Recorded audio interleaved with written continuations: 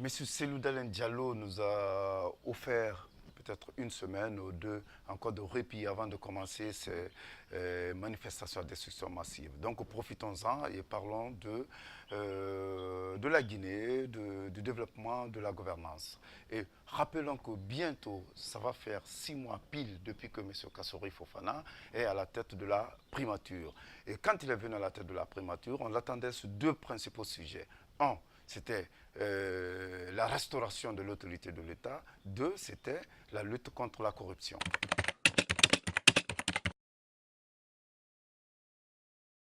Oui, c'est ça la question fondamentale. La grande question, c'est cela. Est-ce qu'il va vraiment réussir à relever le défi? Il faut reconnaître, ce serait vraiment preuve de mauvaise foi, que de dire que sur le point qui concerne la restauration de l'autorité de l'État, qu'il ne fait rien. Là, il est sur la bonne voie. Seulement, c'est vrai qu'il y a un véritable aussi défi de maintien à observer à ce niveau. Cependant, le principal problème, et ça c'est vraiment un problème, c'est au niveau de la lutte contre la corruption. Quand il est venu au pouvoir, quand il est venu à la primature, M. Kassori Fofana avait fait un très grand discours à l'Assemblée nationale. Il a été applaudi. Pourquoi? Parce qu'il a dit que la corruption était vraiment son cheval de bataille. Il allait se battre, il allait tout faire pour lutter contre la corruption. Il a même lui rappelé les statistiques de l'Agence nationale de lutte contre la corruption, qui étaient dans l'ordre de 600 milliards que nous perdons dans les pots de vin. C'est trop, c'est énorme. D'ailleurs, certains observateurs ou d'autres techniciens, d'autres experts pensent que c'est nettement plus. Pourquoi? Parce qu'il n'a pas, par exemple, comptabilisé le fait qu'une route soit faite aujourd'hui et qu'elle soit cassée demain, qu'elle se dégrade demain. Pourquoi?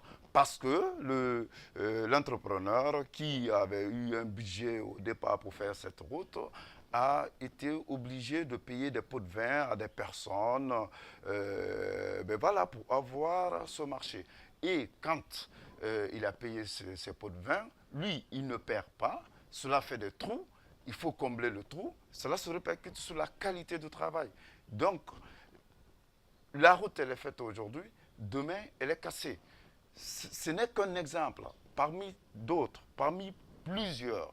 La corruption, c'est une gangrène pour nous. Mais M. Kassori, apparemment, ne fait rien contre cette corruption. Quand il est venu, c'est vrai aussi, il a sorti un décret qui a démis de ses fonctions, de leurs fonctions, le directeur de l'Office guinéen de publicité de l'EGP, le directeur aussi de l'Office guinéen des chargeurs. C'était un grand coup. On l'a applaudi. Mais après, rien. D'ailleurs, il faut rappeler que ce n'est pas lui qui a découvert un peu cette malversation, Pourquoi? Parce que c'était sous sa table. Il le reconnaît d'ailleurs. Il le reconnaît, il le dit. C'était sous sa table. Il fallait juste prendre une décision politique qui émanait du Premier ministre d'alors ou du président Condé. Le président Alpha Condé n'avait rien fait, c'est vrai. Le Premier ministre d'alors aussi n'avait rien fait. Et M. Kassori, quand il est venu, et il a pris une décision. C'était salutaire et c'était un grand coup de communication, une grande opération de relations publiques. Mais depuis ça, tout s'est arrêté. On va donc dire à la fin que c'était un grand coup médiatique, surtout politique pour M. Kassori Fofana, mais pas pour la Guinée. Parce que les Guinéens, eux, continuent à ruminer leur misère. Ils continuent à voir tous les jours des grands immeubles, tous les jours de grandes voitures, de grosses voitures appartenant à des pontes de la République, appartenant à des administrateurs publics. Et pour cette inaction, les Guinéens pourraient bien retirer à M.